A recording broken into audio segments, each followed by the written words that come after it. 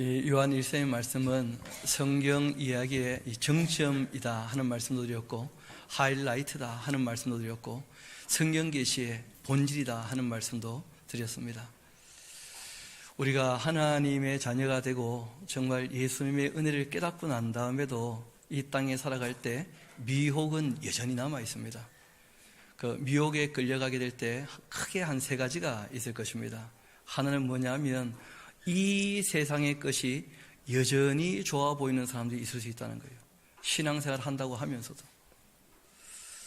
처음에는 좋아서 왔는데, 신앙생활을 시작했는데 세상을 보니까 세상이 너무 즐거워 보이고 재미있어 보이고, 그렇게 해서 마음이 흔들리고 신앙이 견고하지 못한 사람들 얼마든지 있을 수 있습니다.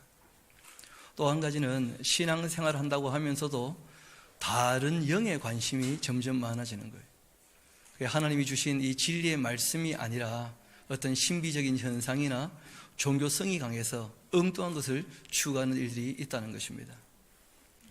또 하나는 무엇이냐면 이 영에 대한 지식을 추구한다고 하면서 성경의 내용이 아닌 이단들의 그 사설이라 그러죠, 그렇죠? 성경이 기록된 내용들이 아니라 자기 마음에 드는 이상한 말들을 쫓아가다가 왜곡된 말들로 말미암아서 미혹당하는 수가 있습니다. 그런데 하나님께서 그 시험하는 자, 미혹할 수 있는 존재를 내버려 두시고 활동하게 하시는 이유가 있다는 거예요. 그는 검증을 위한 것이죠. 그럼 끊임없이 이런 미혹이 우리에게 닥치게 될 텐데, 가짜는 결국 다 떠나게 될 것이라고 성경은 우리에게 말씀하십니다. 그 참 어떻게 보면 두려운 말씀이기도 하고 우리가 정신을 좀 차려야 될 말씀이기도 한 것이죠.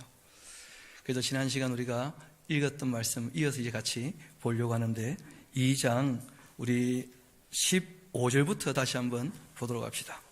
요한일서 2장 15절 말씀부터 다시 보면 좋겠습니다. 이 세상이나 세상에 있는 것들을 사랑하지 말아야 한다, 이렇게 이제 말씀을 하시죠. 누구든지 이 세상을 사랑하면 아버지의 사랑이 그 안에 있지 아니하니, 이는 세상에 있는 모든 것은, 그 세상에 있는 것은 제일 먼저 뭡니까? 육신의 정욕이라는 거예요. 여러분, 이 세상이라는 것은 잘 아시는 것처럼 피라미드 구조죠, 그렇죠? 여러분, 이 세상이라고 하는 것이 코스모스, 그 질서의 질서, 하나님의 법을 따르느냐 세상 질서에 순응하느냐, 그런 문제인데, 하나님은 아버지가 되시고 우리는 그 자녀일 뿐 아니라 이 신앙 안에서는 다 형제입니다. 그러니까 이 피라미드 구조가 아니고 다 뭐라는 거예요? 한 형제라는 거예요. 하나님 앞에서 똑같다는 것이죠. 그런데 똑같은 정도가 아니고 더 강한 자가 섬기는 자로서 예수님께서 부탁을 하셨죠. 먼저 섬겨라. 이것은 하나님 나라의 구조입니다. 그런데 세상 나라 구조는 항상 피라미드 형식으로 되어 있어요. 많은 사람이 애쓰고 노력하고 정점에 딱 한 놈이 있는 거예요. 그게 독재자이기도 하고 적그리스도이기도 하고, 사람들은 그곳에 서기 위하여 몸부림치고 애를 쓴다는 거예요. 그런데 그 정점에 서려면 뭐가 필요하죠? 생각 안 해보셨습니까? 이거 다 한번 해본 것 같은데 보니까 돈이 꼭 필요하죠, 그렇죠? 그리고 또 뭐가 필요합니까? 용기를 가져야 권력을 잡을 수 있다는 거예요. 또 지혜가 있어야 그것을 관리할 수가 있는 것이죠. 그래서 예레미야서 9장에는 부함도 자랑하지 말라, 용맹도 자랑하지 말라, 그 지혜도 자랑하지 말라. 왜냐하면 그것은 사람들이 추구하는 것이고, 이것을 가지고 정점에 서려고 몸부림치는 것, 이게 이 세상이 사람들을 미혹하는 육체의 정욕이라는 거죠. 그리고 또 이은 어느 말씀이 있습니다. 안목에 뭐가 있다는 거예요? 정욕. 여러분, 눈에 보이는 이 사람들의 욕망이 있다는 거예요. 여러분, 쉽게 말하면 인기 같은 것이죠. 누군가에게 뭘 보여줘서 사람들의 욕심을 채워줌으로 자기가 남들보다 위에 서려고 하는 거예요. 또 거기에 언감생심 꿈도 못 꾸는 사람은 어떻게 합니까? 그 사람들을 보면서 대리 만족하면서 그것으로 즐기고 말아버린다는 거예요. 세상은 결국 그런 것을 쫓아가는 것이죠. 권력을 잡으려고 한다든지 아니면 인기를 누리려고 한다든지, 아니면 인기 갖고 있는 사람들에게 자기를 어떻게 해서요? 동일시해서 대리 만족을 누리려고 하는, 이 세상에 그런 안목에 대한 정욕과 육체에 대한 정욕들을 따르게 함으로써 이 신앙인들의 그 삶을 흔들어 놓고 있다는 거예요. 그리고 또 한 가지가 더 있습니다. 그것은 뭐냐면 이생의 뭐라는 거예요? 자랑. 여러분, 실제로 원어를 보면 조금 다른 표현이 있는데, 알라조네이아라고 하는 이 자랑이란 말은 앞에 한마디를 더 붙여야 됩니다. 허탄한 자랑이라는 거예요. 그러니까 영원하지 않은 것인데, 이 땅에서만 있는 것인데, 그것을 가지고 뭘 하려고 한다는 거예요?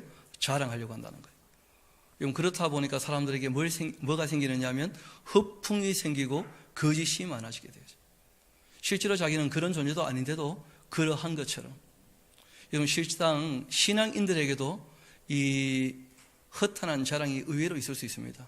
이 세상에서 딴 사람들에게 인정받으려고, 실제로 자기는 그렇지도 않으면서 말로는 굉장히 신앙생활 잘하는 것처럼, 대단한 실력이 있는 것처럼, 대단한 능력이 있는 것처럼 끊임없이 부풀리고 거짓말을 만들어서 자랑하고자 하는, 그 전부 다 허탄한 자랑이라는 거예요. 이런 것이 끊임없이 사람들을 미혹하고 유혹하고 그쪽으로 넘어지게 만들려고 한다는 것입니다. 이러한 것들은 세상의 것이기 때문에 이것을 따라가서는 안 된다 하고 성경이 우리에게 부탁을 하십니다. 다시 한번 16절을 봅시다. 이는 세상에 있는 모든 것이 곧 육신의 정욕과 안목의 정욕과 이생의 자랑이니, 이런 것은 다 아버지께로부터 온 것이 아니고 세상으로부터 온 것이다. 이 세상고 그 정욕도 다 지나가는 것이다. 오직 하나님의 뜻을 행하는 자는 영원히 거하느니라. 하나님의 나라는 단순하게 얘기하면 주님의 통치가 있는 곳이죠. 그러면 주님이 내신 법을 따라 사는 나라입니다. 그 나라에서 자기가 주인이 되거나 아니면 하나님을 배신했던 사단을 따라가거나 그렇게 해서는 결코 안 되는 것이죠. 아이들아, 지금은 어떤 때라고요? 적 그리스도가 오리라는 말을 너희가 들었다. 이 마지막 때라는 말은 조금 설명이 필요합니다. 여러분, 신학적으로도 예수님 초림부터 재림까지 모든 이 기간을 종말이라, 마지막 때라 그렇게 이제 표현하기도 합니다만은, 실상은 하나님께서 에덴 농사를 만드셨지 않습니까? 그런데 거기에서 인간이 타락을 했죠. 그래서 실낙원, 에덴에서 쫓겨났었습니다. 그런데 하나님께서 실낙원이 되었음에도 불구하고 새롭게 또 때를 허락하신 거예요. 기회를 주시고. 여러분, 그렇지만 그 기회가 언제까지 해서 또 끝나게 됩니까? 노아 시대로 또 끝나게 되어져요. 그런데 노아 시대로 말미암아 또다시 역사가 이어지게 하셨다는 거예요. 이렇게 역사가 이어가다가 이제 아브라함 시대에 새로운 국면을 맞이하게 되어지죠. 그리고 하나님께서 그 자손 이스라엘 백성을 부르셔서 이 일을 맡기고자 하셨습니다. 그런데 잘 아시는 것처럼 그 이스라엘 백성들에게 하나님께서 사사를 허락하시고 왕들도 허락하시고 선지자를 보내시되 부지런히 보내셨는데, 그 사람들이 곧 하나님의 사랑의 줄이었는데 전혀 하나님의 사랑을 깨닫지 못하는 때가 있었다는 거예요. 하나님의 사랑을 다시 한번 인류에게 알게 하신 마지막 때, 그때가 바로 예수님 때라는 거예요. 예수님이 오셔서 하나님의 사랑을 나타내시는 이때가 하나님께서 인류에게 하나님의 사랑을 드러내시는 마지막 때라는 거예요. 예수님이 오셨기 때문에 누가 나타납니까? 적 그리스도. 여러분, 적 그리스도 하니까 말이 조금 어렵죠. 그리스도의 뭐라는 거예요? 적들이 나타나기 시작하는 거예요. 그리스도가 오시지 않으시면 그리스도의 적도 없는 것이죠. 그리스도의 적이 나타나는 이때가 어떤 때라는 거예요? 마지막 시대라는 거예요. 그런데 잘 아시는 것처럼 이때 누가 활동하고 계십니까? 사도 요한이. 그럼 사도 요한이 활동하고 정말 이 교회가 처음 시작되어 가지고 왕성이 막 자라는 것처럼 보이는 이때에도 그리스도에 누가 많았다는 거예요? 적이 많았다는 거예요. 그뿐 아니라 이단자들도 끊임없이 나타났다는 거예요. 아이들아, 지금은 마지막 때라. 적 그리스도가 오리라는 말을 너희가 들은 것과 같이 지금도 주셔놔야겠죠. 많은 그리스도의 적이 일어났다. 그러므로 우리가 마지막 때인 줄 안다. 그리고는 2000년 지나가는 지금도 여전히 어떤 때라고요? 마지막 때. 그러니까 마지막이라고 하는 것은 시한적 종말 이런 개념 이전에 하나님께서 자신의 사랑을 인류에게 나타나시는 그 때로서는 이제는 예수님 때가 마지막인 것이다. 그런 의미가 더 강합니다. 문제는 이 그리스도의 적으로 말미암아서 주님의 교회에 미혹받고 유혹받은 사람들이 얼마든지 나타난다는 거예요. 그런데 19절 같이 한번 읽어볼까요? 시작. 그들이 우리에게서 나갔으나 우리에게 속하지 아니하였나니 만일 우리에게 속하였더라면 우리와 함께 가였으려니와 그들이 나간 것은 다 우리에게 속하지 아니함을 나타내려 함이니라. 아멘. 요한이 이런 얘기를 하시는 거예요. 신앙생활을 한다고 처음에 같이 시작을 했는데 이 세상이 좋아서 그 육신의 정욕을 쫓아, 안목의 정욕을 쫓아 이 세상의 허탄한 자랑들을 위하여서 떠나는 사람들이 있더라는 거예요. 그것뿐 아니라 그리스도의 적들이 나타났는데 그들이 옳은 줄 알고 그들을 오히려 따라가는 사람들이 있더라는 거예요. 이 당시에는 특별히 누구냐면 영지주의 이단들을 얘기하는 것이죠. 예수님이라고 하는 존재에 대해서 전혀 다르게 해석하고 예수님이 하셨던 그 말씀에 집중하는 것이 아니라 예수님의 존재 자체를 신뢰하지 않고 엉뚱한 얘기들을 하는 거예요. 그러면서 그것을 가지고 뭐라고 하느냐면 새로운 영적인 지식이 있다. 나는 그 영적인 지식을 가지고 있다. 이런 식으로 사람들을 헷갈리게 만드는 거예요. 그러니까 하나님 말씀에 관심을 갖고 이 말씀을 따라 살려고 하지 않는 사람들은 새로운 영적 지식이라고 하는 거기에 관심을 보이고 그것을 따라가는 거예요. 그런데 요한의 말은 그런 사람들, 기록된 말씀, 예수님의 가르침, 그 예수님의 말씀에 대하여 성령께서 깨닫게 하시고 우리에게 주신 이 하나님의 말씀에 관심을 갖지 않고 엉뚱한 영성생활을 하는 사람들, 그거 다 원래부터 갇혀있다는 거예요. 우리에게 속하지 않은 사람이기 때문에 떠난 것 뿐이다. 그렇게 얘기하고 있습니다. 반면 너희는 거룩하신 자에게서 기름 부음을 받았다는 거예요. 여러분, 이 기름 부음을 받았다 하면서 이제 많이 들어본 표현이 있죠. 성령님의 기름 부으심. 그래서 제가 그 성경에 나오는 온갖 기름을 다 모아봤습니다. 오늘 기름에 한번 푹 잠겨 봅시다. 제가 나눠드린 것 좀 꺼내보시면 좋겠는데, 여러분 그 기름이 단지 그냥 오일로 기록된 기름이 있고요. 그 다음에 기름에 대해서 좀 설명이 필요한 기름이 있습니다. 그래서 신약 성경에 우리 먼저 누가복음 4장 18절 한번 봅시다. 성령님과 기름에 대해서 함께 나온 그 구절인데요. 주의 성령이 내게 임하셨으니 이는 가난한 자에게 복음을 전하게 하시려고 내게 기름을 부으시고, 그 예수님을 메시아인 것을 드러내고 있죠. 나를 보내서 포로된 자에게 자유를, 눈먼 자에게 다시 보게 함을 전파하며 눌린 자를 자유롭게 하고. 그러니까 진짜 이거는 기름을 부으신 거예요. 왜냐하면 메시아로 삼으신 것이니까. 기름 부어서 메시아로 세우신 것이죠. 그 다음에 또 사도행전 10장 38절 보면 하나님이 나사렛 예수에게 성령과 능력을 어떻게 했다는 거예요? 기름 붓듯이 했다 돼 있죠. 그렇죠? 그 기름을 부은 것이 아니고 기름 붓듯이 그 성령님과 능력을 허락해 주셨다. 그런 것이죠. 그래서 그가 두루다니시며 선한 일 행하시고 마귀에게 눌린 모든 사람을 고쳐주셨다. 이는 하나님이 함께 하셨다. 그 성령과 기름에 대해서 함께 나오는 말씀은 이 두 구절밖에 없고요. 그 다음에는 기름에 대한 내용도 제가 한번 쭉 같이 한번 봅시다. 금식할 때 머리에 뭘 바르라고요? 그러니까 이거는 그냥 오일이죠, 오일. 금식할 때 외식하지 말라 그런 뜻이죠, 그렇죠? 그 다음에 또 미련한 자들은 등을 가지되 기름을 가지지 않았다. 또 기름을 담아라. 그러니까 지혜로운 열처녀는 뭘 준비한 거예요? 기름을. 그때 기름이 무엇이냐, 이게 중요한 게 아니죠. 비유로 말씀하신데 이 지혜로운 열처녀가 기름을 준비한 것처럼 너희들도 말세를 당하기 전에 주님께서 말씀하신 징조를 기억하고 정말 주님 맞을 늘 준비하고 살아가라. 준비하라는 것이 본질이죠. 기름이 본질이 아닌 것이고. 그러니까 이때도 기름은 뭐예요? 기름이죠. 등을 불 켜려면 기름이 꼭 필요한 것이니까. 마가복음 6장 13절 보면 많은 귀신을 쫓아내실 뿐 아니라 많은 병자에게 뭘 발랐다는 거예요? 그러니까 이건 다 오일이죠, 오일. 또 누가복음 4장 18절 보면 주의 성령이 내게 임하셨으니 이는 가난한 자에게 복음을 전하게 하시려고 내게 기름을 부으셨다. 그 기름 부어서 메시아이게 하셨다. 그리스도가 되게 하셨다. 그런 것이죠.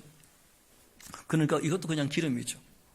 또 누가복음 10장 34절 보면 가까이 가서 기름과 포도주를 그 상처에 붓고 싸매었다. 선한 사마리아 사람이 기름과 포도주로, 그때 이때 기름은 뭡니까? 오일이죠, 오일. 포도주는요, 와인. 발음이 맞습니까? 뭐 그런 거죠.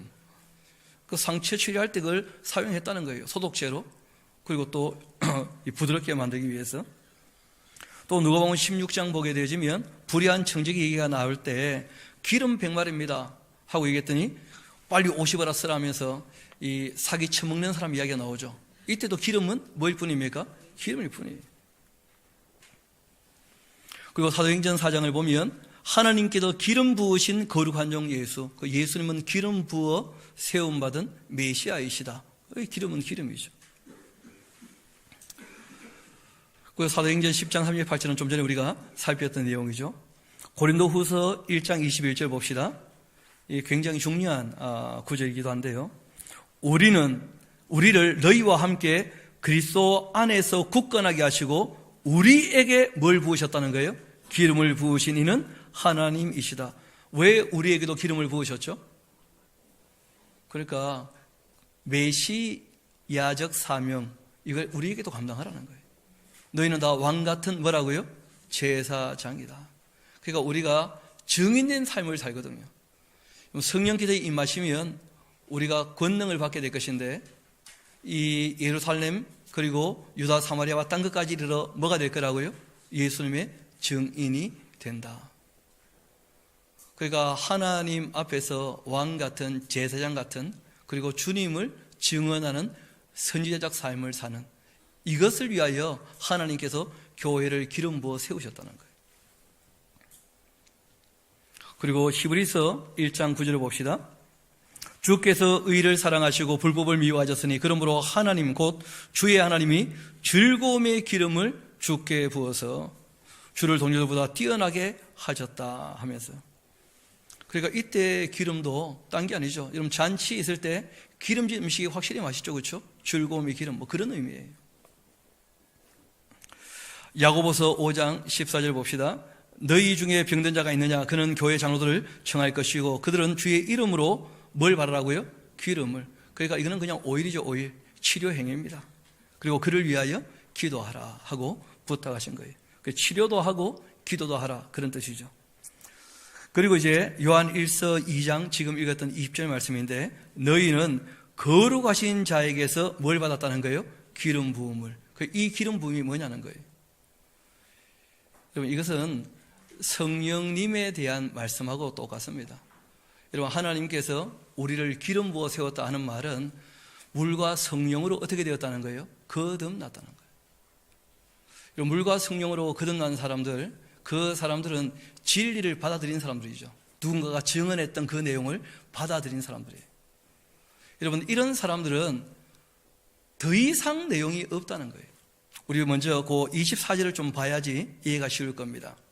우리 2장 24절 같이 한번 읽어볼까요? 시작.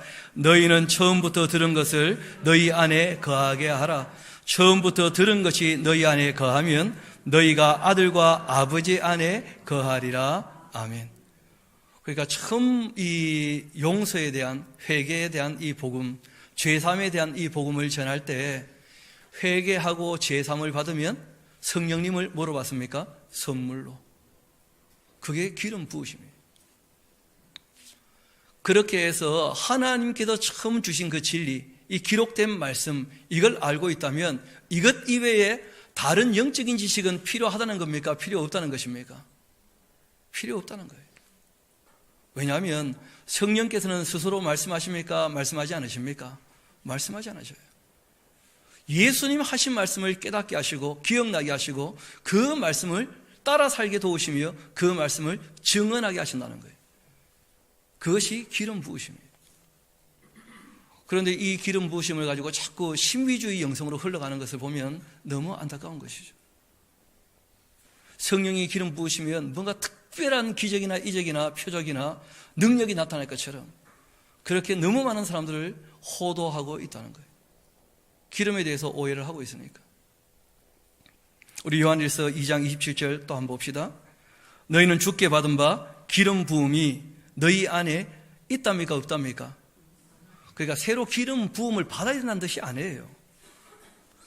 그럼 다시 한번 위로 올라가 봅시다. 2장 20절에도 너희는 거룩하신 자에게서 기름 부음을 어떻게 해요? 이미 받았다는 거예요. 그렇기 때문에 모든 것을 알지 않느냐. 또 주께 받은 바 기름 부음이 너희 안에 거하고 있다. 그렇기 때문에 아무도 너희를 가르칠 필요가 없다. 새로운 어떤 영적인 지식이 필요한 게 아니라는 거예요. 왜냐하면 성령께서 오셔서 하시는 일이 예수님 말씀을 기억나게 하시는 것이거든요. 그래서 사도들이 그 배웠던 말씀들을 가르쳤기 때문에 그 말씀을 받아들이는 사람들이 어떻게 한 것입니까? 우리가 어떻게 해야 할 것인가? 그때 말씀하신 거예요. 회개하고 죄의 사함을 받으면 성령님을 선물로 받게 될 것이다. 그래서 우리 존재가 하나님 앞에서 왕으로 제사장으로 또 증인된 삶을 사는 선지자로 그렇게 세움받게 되었다는 거예요. 지금 그 말씀을 하고 있는 것이거든요. 오직 그의 기름 부음이 모든 것을 너희에게 어떻게 했다고요? 가르치며 또 참되고 거짓이 없으니 너희를 가르치신 그대로 주 안에 거하라. 그렇게 말씀하신 것입니다. 우리 한번 베드로전서 3장 21절로 잠깐 갔다 돌아오도록 합시다.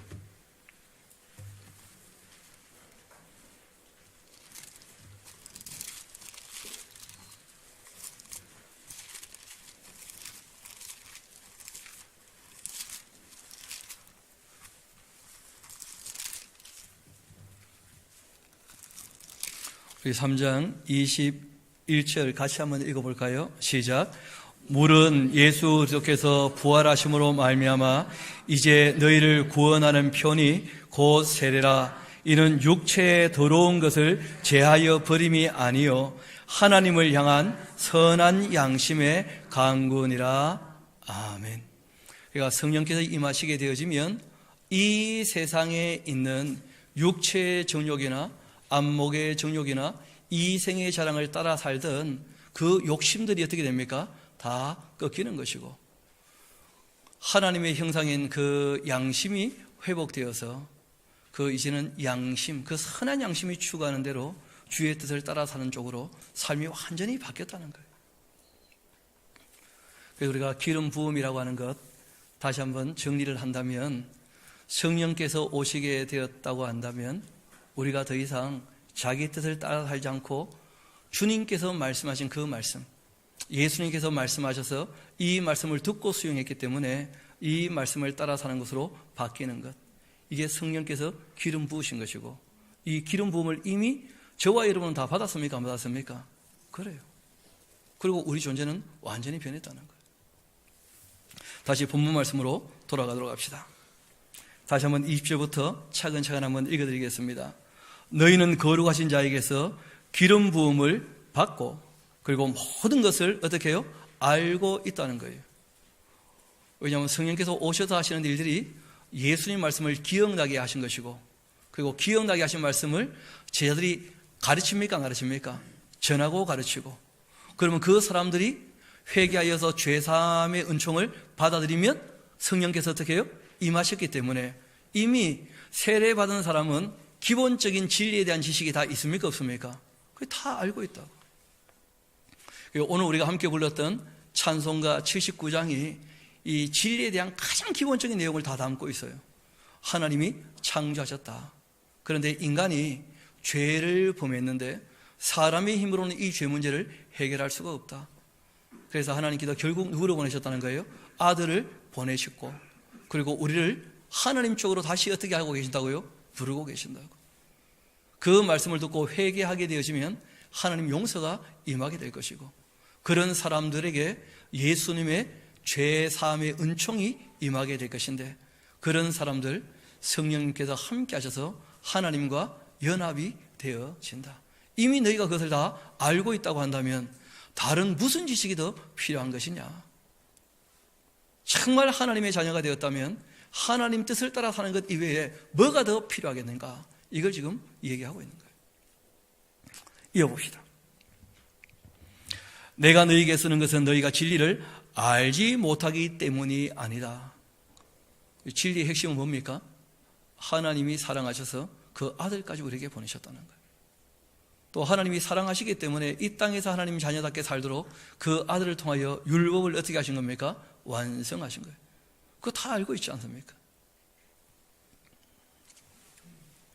내가 너희에게 쓰는 것은 너희가 진리를 알지 못하기 때문이 아니라 알기 때문이고, 또 모든 거짓은 이 진리에서 나지 않기 때문이다. 기록된 이 말씀을 떠나 있으면 그건 다 거짓이 되고 마는 것이죠. 더더군다나 이 영지주의자들의 그 주장은 이런 것이었습니다. 그 물질을 악하게 봤기 때문에 하나님께서 사람이 되셨다, 이걸 못 받아들인다는 거예요. 그래서 예수와 그리스도를 분리시켜요. 그래서 인간 예수 안에 그리스도의 영이 들어왔다가 십자가에 달릴 때 떠났다는 거예요. 그게 무슨 말입니까 대체? 좀 더 봅시다. 거짓말하는 자가 누구냐? 예수께서 그리스도이심을 부인하는 자가 아니겠느냐. 예수님은 참 하나님이시면서 참 뭐라는 거예요? 사람이시라는 거예요. 이걸 부인한다면 가짜라는 거예요. 그러니까 실제로는 성부와 성자와 성령, 예수님이 오셔서 하나님에 대하여 삼위일체 되심을 우리에게 나타내시지 않았습니까? 계시하셨지 않습니까? 그 삼위일체 하나님에 대한 계시를 받아들이지 않는다면 그러면 엉뚱한 신을 섬기는 거예요. 실상은. 이어봅시다. 거짓말한 자가 누구냐? 예수께서 그리스도이심을 부인하는 자가 아니겠느냐? 그 아버지와 아들을 부인하는 그가 그리스도의 뭐라고요? 적이다, 적. 그러니까 그 하나님 아버지, 또 그 아들 예수 그리스도, 이 부인한다면 바로 그리스도의 적이다. 그리고 아버지께서 그 아들을 왜 보내신 거예요? 이 세상을 사랑하셔서. 결국 신앙은 크게 두 가지를 꼭 기억해야 되거든요. 하나님 아버지의 그 사랑과 우리에게 행하라고 주신 진리의 말씀들. 이 사랑과 진리, 이것이 본질이죠. 이것 이외에 뭐가 있겠습니까? 그런데 이 영지주의자들은 영적인 다른 지식을 추구하거나 아니면 신비적인 다른 현상을 따르도록 사람들을 미혹하고 속인다는 것입니다. 그 아들을 부인하는 자에게는 그 아들이 참 하나님이시고 참 사람이시다, 이것을 부인하는 자에게는 또한 아버지가 없다는 거예요. 아버지가 그 아들을 보내셨으니까 아들을 모르면 아버지도 모르는 거죠. 그래서 구약에는 하나님 아버지에 대해서 바르게 아시는 분들이 거의 없었다는 거 아닙니까? 예수님이 오셔서 그 사랑을 온전히 드러내시기 전까지는 하나님의 사랑을 아는 자들이 거의 없었다는 거예요.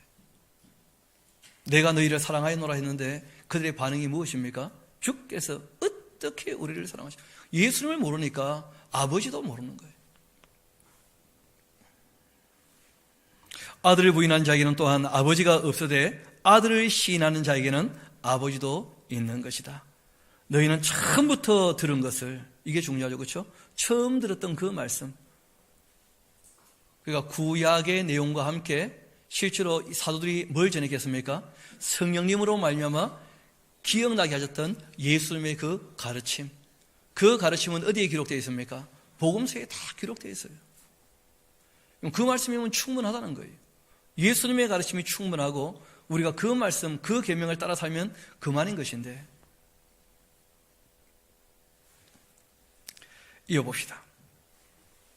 너희는 처음부터 들은 것을 너희 안에 거하게 하라. 어떻게 하면 그 말씀이 우리 안에 거하겠습니까? 한 가지 방법밖에 없습니다. 적어놓으세요. 외우자 그냥. 계속 읽자 계속. 그리고 이 읽는 말씀은 실천하지 않으면 내게 안 됩니다. 여러분, 언어는요 사용하지 않으면 자기께 안 돼요. 여러분 기억나실 겁니다. 저도 영어 단어 꽤 많이 외웠었거든요. 외운 거는 1년 안 쓰면 다 까먹습니다.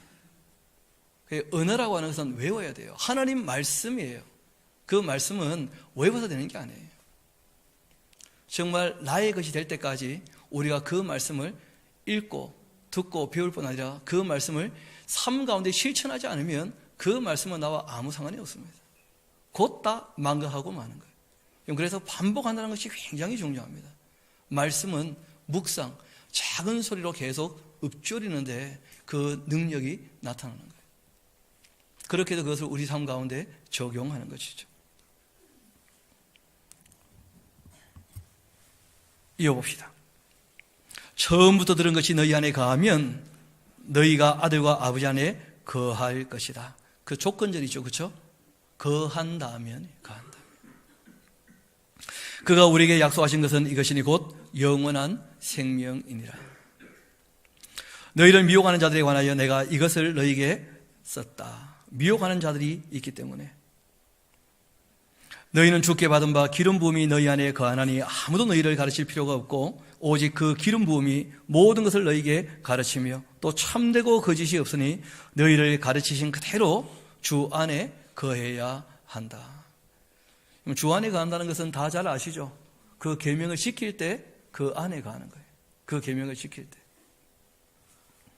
자녀들아 이제 그 안에 거하라. 이는 주께서 나타나신 바 되면 그가 강림하실 때에 우리로 담대함을 얻어 그 앞에서 부끄럽지 않게 하려 함이라. 이 말씀하신 이유가 있습니다. 여러분, 우리가 존재가 변했다 할지라도 우리에게는 여전히 하나님이 허락하신 자유가 있습니까? 없습니까? 그럼 이제 인격적으로 우리가 주의 말씀을 따르려면 우리가 힘쓰고 애써야 돼요.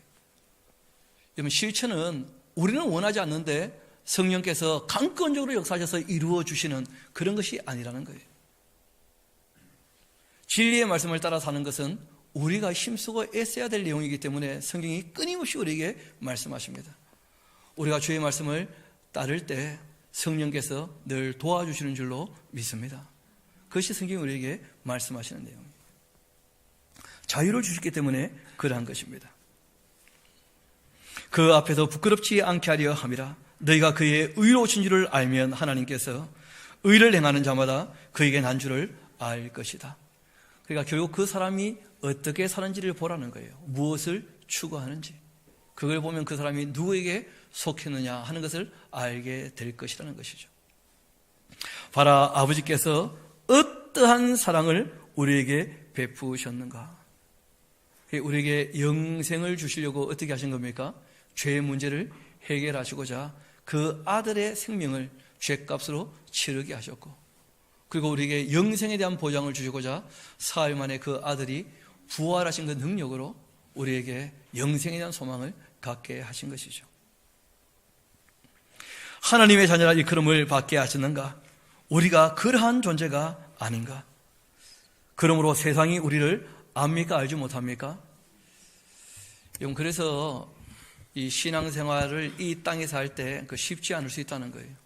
여러분, 세상에서 다 알아주면 참 좋지 않겠습니까? 저분은 하나님의 자녀시구나. 그럼 우리가 얼마나 신앙생활하기 좋겠습니까? 어디 가서나 내가 하나님의 자녀요. 그러면 우리는 못 믿는데 너무 죄송합니다. 막 그랬으면 얼마나 쉽겠어요. 세상은 그런 게 아니라는 거예요. 완전히 무시하죠. 완전히. 세상은 전혀 알지 못한다는 거예요. 세상은. 그러니까 이 땅에 살아갈 때는 별로 표가 납니까? 안 납니까? 전혀 나지 않아요. 그래서 자기 마음을 지킨다는 게 굉장히 중요해요. 누가 세워줘야, 인정해줘야 내 신앙이 겨우 유지된다. 그건 너무 유치하고 너무 어린 거예요. 신앙은 그래서는 안 되는 거예요. 세상은 절대 알아주지 않습니다. 이어봅시다. 그러므로 세상이 우리를 알지 못함은 하나님도 알지 못하기 때문에 그런 것이다. 사랑하는 자들아, 우리가 지금은 하나님의 자녀라. 장래에 어떻게 될지는 아직 나타나지 아니하였다. 그러니까 우리가 얼마나 영광스러운 존재인지 이 세상에서는 드러나지 않을 거라는 거예요. 그럼 부활에 참여해봐야 알게 될 것입니다. 그것이 얼마나 엄청난 일인지. 근데 엄청난 일인데 별로 너는 엄청난 모양인데 뭐 그런 분위기 되고 하니까 여러분, 정말 주님의 마지막 나팔 그 재림 때 우리가 부활에 참여하게 되면 엄청난 변화가 있게 될 줄로 믿습니다. 우리는 그걸 믿는 것이거든요. 이 땅에서는 그게 표가 나지 않을 겁니다. 별로. 사랑하는 자들아, 우리가 지금은 하나님의 자녀라 장래에 어떻게 될지는 아직 나타나지 아니했으나 그가 나타나시게 되면 우리가 그와 같은 줄을 안다는 거예요. 우리가 누구처럼 된다는 거예요? 마치 하나님처럼. 실제로는 그와 같은 줄 되어 있는데 이 같다는 표현보다는 닮은 줄 이렇게 표현하는 게 더 나을 겁니다. 형상에 대한 회복인데요. 그의 참모습 그대로 볼 것이기 때문이다. 하나님을 온전히 알게 된다면 그 하나님의 자녀라고 하는 것이 얼마나 영광스러운 자리인지 이걸 알게 될 거라는 거예요. 여러분, 그러니까 이 세상은 딴 게 아니죠. 자기가 주인 되었기 때문에 하나님을 믿지 않는 사람들, 이 사람들이 제일 큰 그리스도의 적이에요. 실제로는 그렇지 않습니까? 그 두 번째는요, 그 종교를 만들어서 끊임없이 사람을 어떻게 합니까? 다른 신에게, 이 세상신, 다른 신에게 마음을 돌리게 만드는, 엉뚱한 길로 이끌어가는 그런 유혹이 항상 있는 것이죠. 주를 향하여 이 소망을 가지고 있다면, 영원한 하나님 나라에 대한 소망을 가지고 있다면 어떻게 해야 되느냐? 주님께서 깨끗하신 것처럼 자기를 어떻게 하라고요? 깨끗하게 해야 한다. 여러분, 하나님을 사랑하는 사람, 신앙을 가지고 영원한 하나님 나라를 바라보는 사람이라면 그 삶의 한 가지 모습이 확실히 드러날 겁니다. 자기의 삶을 어떻게 해요? 깨끗하게 하려고, 정갈하게 하려고 애를 쓰고 힘쓸 거라는 거예요. 그렇지 않다면 가시할 겁니다. 그 신앙 자체는. 종교성은 대단한데 자기를 깨끗하게 하려고 애쓰지 않는다면 그거는 뭐 영지주의자들과 크게 다르지 않을 겁니다. 엉뚱한 영을 쫓아가고 있는 거예요. 얼마 전에 함께 신앙인들과 얘기할 경우가 있었는데 그런 얘기를 하는 거예요. 직장 생활을 하면서 본인들이 기독교인이라고 자기를 드러내고 대단한 실력이 있는 것처럼 얘기를 하는데 일을 맡겨보면 아무것도 못한다는 거예요. 자기 말과 너무 다르고 그 사람 욕먹는 게 아니고 교회가 욕먹더라는 거예요. 예수님께서 욕먹고 하나님이 욕먹고. 그런데 주님이 도우실 거니까 잘 될 거라고 막연하게 낙천적인 생각을 한다는 거예요.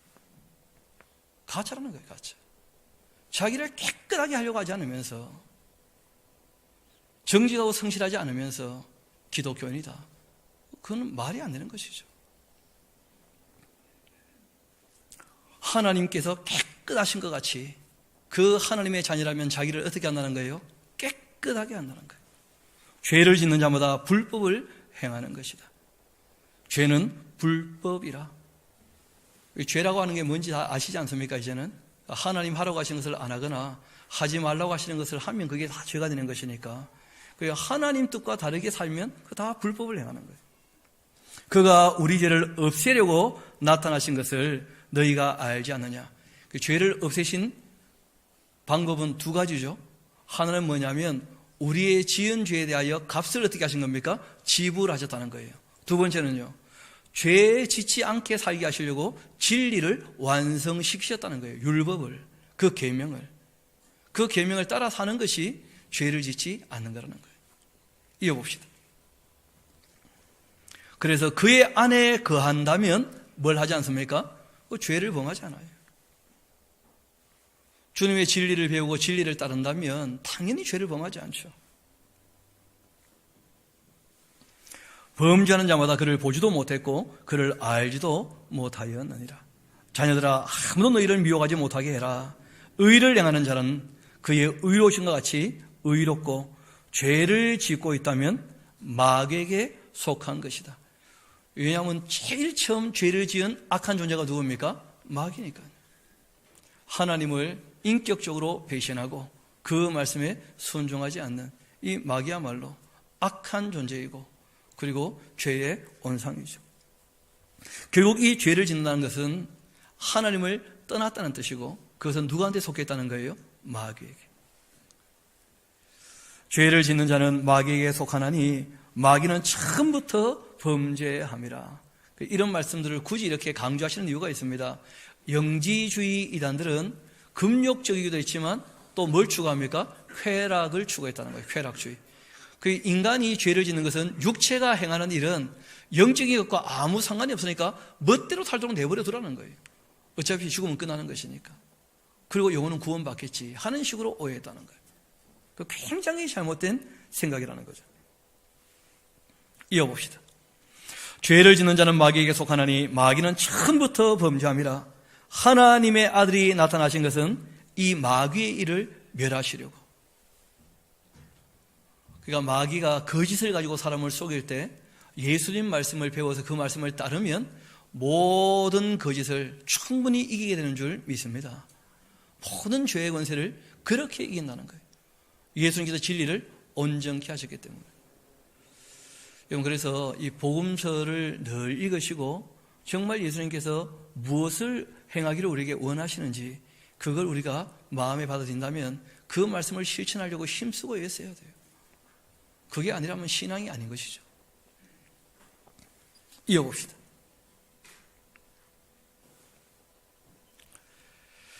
하나님께로부터 난 자마다 죄를 짓지 아니하나니 이는 하나님의 씨가 그 속에 거하며 그도 범죄하지 못하는 것은 하나님께로부터 났기 때문이다. 그러니까 하나님의 씨가 뭐냐? 우리 베드로전서 같이 한번 가봅시다. 거기에 대한 설명이 또 나오니까요.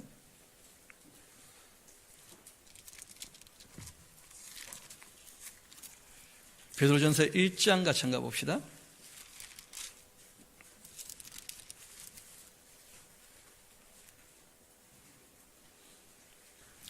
1장 23절 우리 같이 한번 읽어볼까요? 시작. 너희가 거듭난 것은 썩어질 씨로 된 것이 아니요 썩지 아니할 씨로 된 것이니 살아있고 항상 있는 하나님 말씀으로 되었느니라. 그러니까 씨라는 게 뭐라는 거예요? 그 하나님의 그 말씀이라는 게 말씀. 하나님의 말씀이 그의 속에 거함이고 그도 범죄하지 못하는 것은 하나님께로부터 났기 때문이다. 주의 말씀을 늘 마음에 품고 그 말씀을 따라 살려고 애쓰는 사람은 더 이상 죄를 짓는다는 겁니까? 죄를 짓지 않는다는 겁니까? 그런데 우리가 1장에 봤잖아요. 죄를 짓지 않았다고 한다면 하나님을 거짓말하는 자로 만드는 것이라고. 그래서 우리가 죄를 4가지로 정리했던 거 기억나시죠? 하나는 원죄, 두 번째는요 고범죄. 여러분, 원죄는 예수님이 다 해결하셨고 하나님을 등지고 그 인격적으로 고의적으로 죄를 지으려고 하는 것은 더 이상 이제 짓지 않는다는 거예요. 그러나 여전히 모르고 우리가 다 알지 못하기 때문에 계속 공부하는 중이지 않습니까? 모르고 짓는 죄가 있습니까? 없습니까? 그런 걸 알면 고쳐질 것이고 또 약해서 짓는 죄가 있어요? 없어요? 세상 흘러 떠내려갈 때 몸부림치지만 힘 빠지면 또 쭉 흘러갔다 또 올라오지 않습니까? 약해서 짓는 죄가 있거든요. 그런 것들은 우리가 어떻게 합니까? 성화의 삶, 끊임없이 그것을 고쳐가려고 힘쓰고 애쓴다는 거예요. 여러분, 세상이 보기에는 실수하고 고치고 실수하고 고치고 세상 사람들도 그런 사람들 꽤 있죠, 그렇죠? 그 별로 차이가 안 나는 것처럼 보인다는 거예요. 이 땅에 살아갈 때는 표가 잘 나지 않습니다. 주님 앞에 설 때는 얼마나 큰 차이가 있는지가 확인될 거예요. 예수 그리스도로 말미암아 죄의 문제가 해결된 사람과 그렇지 않은 사람이 주님 앞에 설 때 얼마나 큰 차이가 있는지가 확인될 거라는 거예요. 자기의 양심 정도를 가지고는 죄의 문제가 해결되지 않습니다. 그래서 하나님의 그 시, 그 말씀이 그의 속에 있어야 그 말씀을 늘 읽고 듣고 배우며 그 말씀을 삶에 적용하려고 힘쓰고 애써야 죄를 이기게 되는 줄로 믿습니다. 그것 이외에는 죄를 이길 방법이 없다는 거예요. 이어봅시다. 이러므로 하나님의 자녀들과 마귀의 자녀들이 드러나는 것 아니겠는가? 무릇 의를 행하지 아니하는 자, 또 그 형제를 사랑하지 아니하는 자, 하나님께 속하지 않은 것이다. 왜냐하면 하나님의 존재 자체가 어떻습니까? 그죠? 참되시고 선하시고 의로우시고 아름다우시고 하나님이 사랑 자체이시니까요. 그러니까 선을 추구하지도 않고 의를 추구하지도 않고 진리를 배우지도 않고 사랑도 하지 않는다면 그거는 다 마귀에게 속해 있는 것이지 하나님께 속한 자가 아니라는 거예요.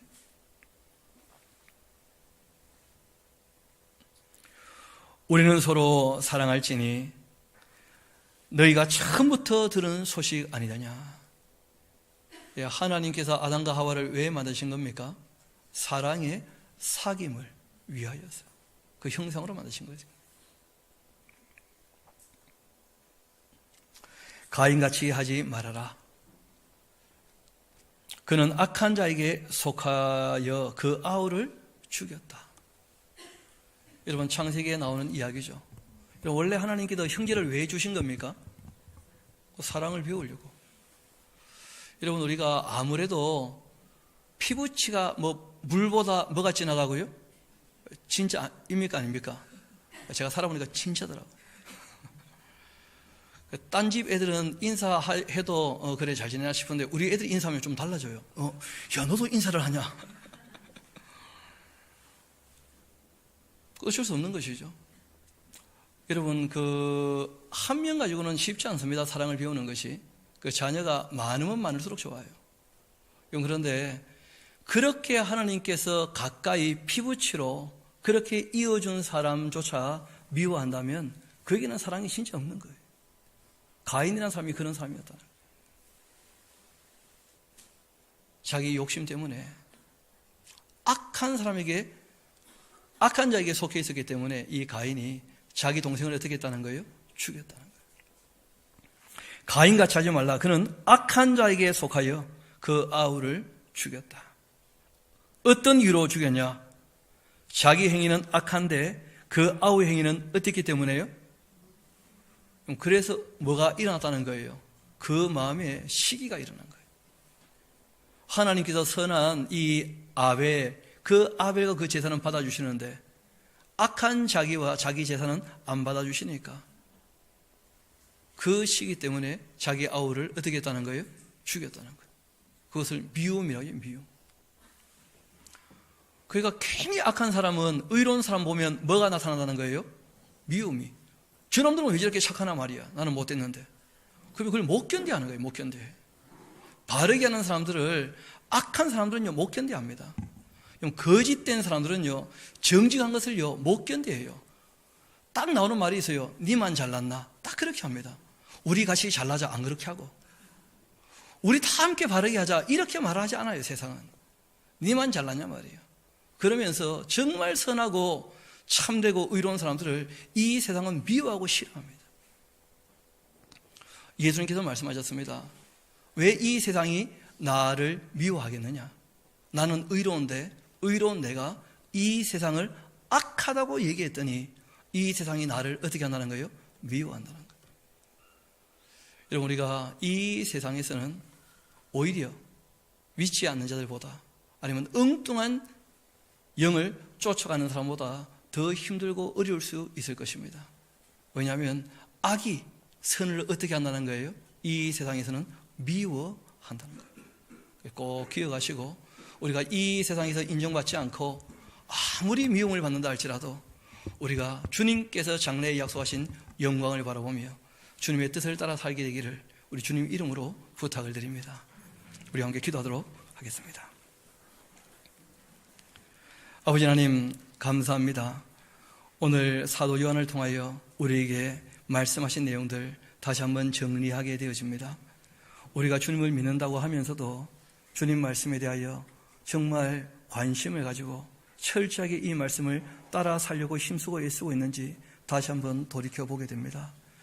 우리가 신앙생활 한다고 하면서 예전 영지주의자들처럼 엉뚱한 영에 관심을 갖거나 아니면 여전히 이 세상에 있는 것들에 관하여 관심을 가지고 육신의 정욕이나 안목의 정욕이나 허탈한 자랑을 따라 살고 있지는 않는지 다시 한번 돌아보게 됩니다.